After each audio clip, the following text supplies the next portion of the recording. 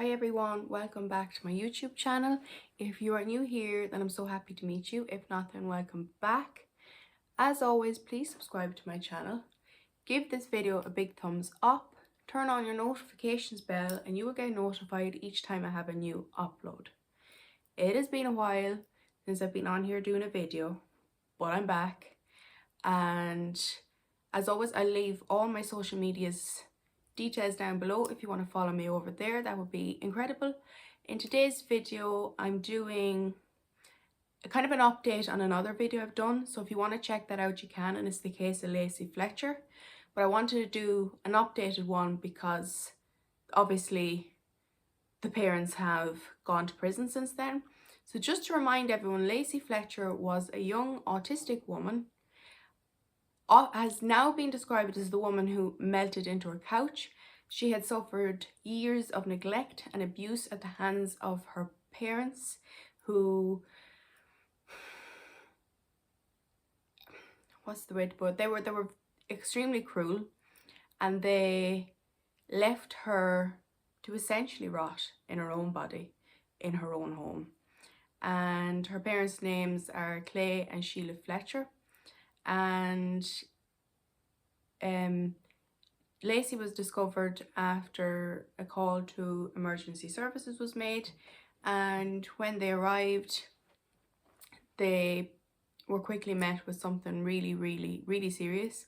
The coroner himself, whose name was Dr. Uwal Bickham, described Clay and Sheila at the house as very emotionless.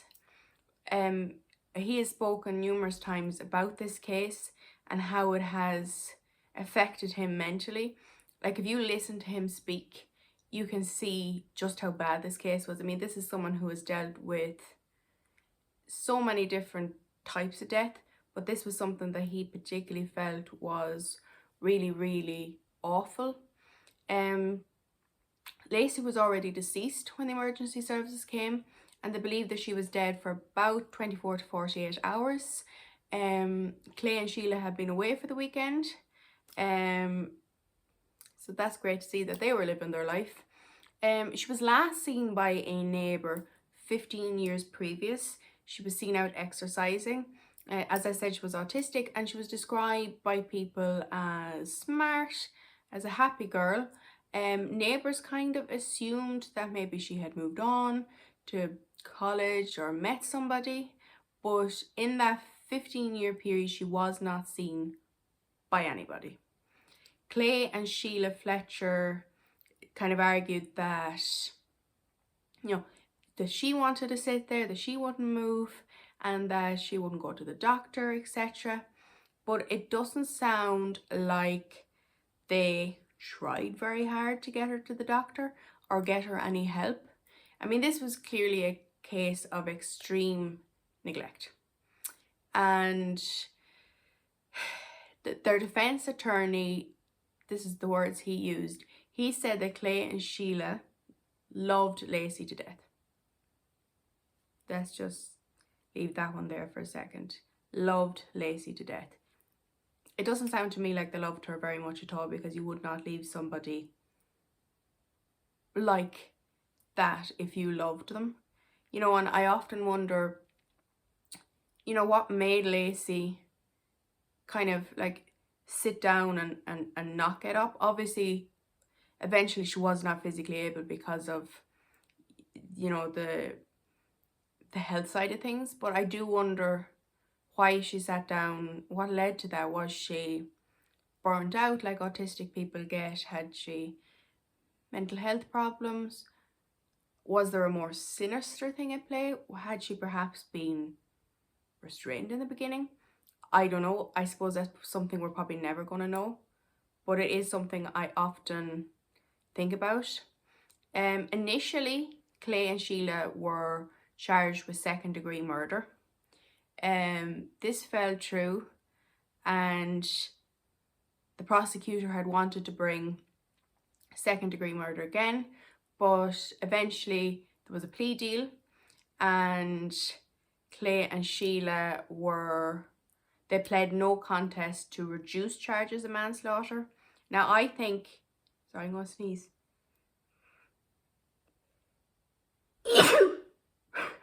Sorry. I personally think it should have been murder. I mean, it was clearly murder. It was described as the worst case of neglect. It should have been murder. But these things happen. I'm not too familiar with the American justice system, so I don't know why things happen, but that's the way it happened. And they were sentenced to 40 years with 20 years suspended and 5 years probation. Now, I don't understand how you could suspend anything off their sentence, but bearing in mind they are in their 60s, 20 years is a long time. So, you know, they might never see outside the prison again anyway. But I think why I cover this, like, I'm not a true crime channel or anything like that. You know, my channel is mainly about hidden disabilities and myself. But covering this is important because this was an autistic woman. This was someone part of the autistic community. And it is scary that essentially this went unnoticed for so long and nobody realised that something really sinister was going on. And I think that perhaps it's, sorry there, I got cut off. I was saying that I think this is something that needs to be a lesson to us, that education is so important, that people understand autism, and particularly parents of autistic children, of autistic adults, that they understand and can understand the challenges that we might face and how they can help us. You know, I know that at the core of this was just two really bad, cruel people.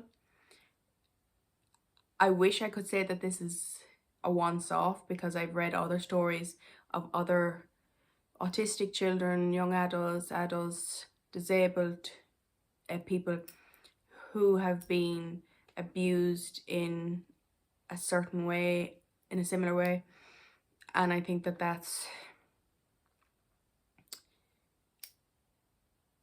it's hard to comprehend, really. I think something important to note as well was that Clay and Sheila's like fellow churchgoers supported them. And that is something that really I find so disturbing, because it makes me feel like they were saying it's okay what they did. And why was it okay they did that? Would they be like that if this was a neurotypical young person that this has happened to? Or is there some sort of a belief that autistic people are somehow less? I mean, I don't know. I could go down a rabbit hole here and talk about this for hours, but I just wanted to do an updated video. If you haven't seen my other video, you can check it out. And thank you for watching as always. Sorry I have been away for so long. And I look forward to seeing you in my next video.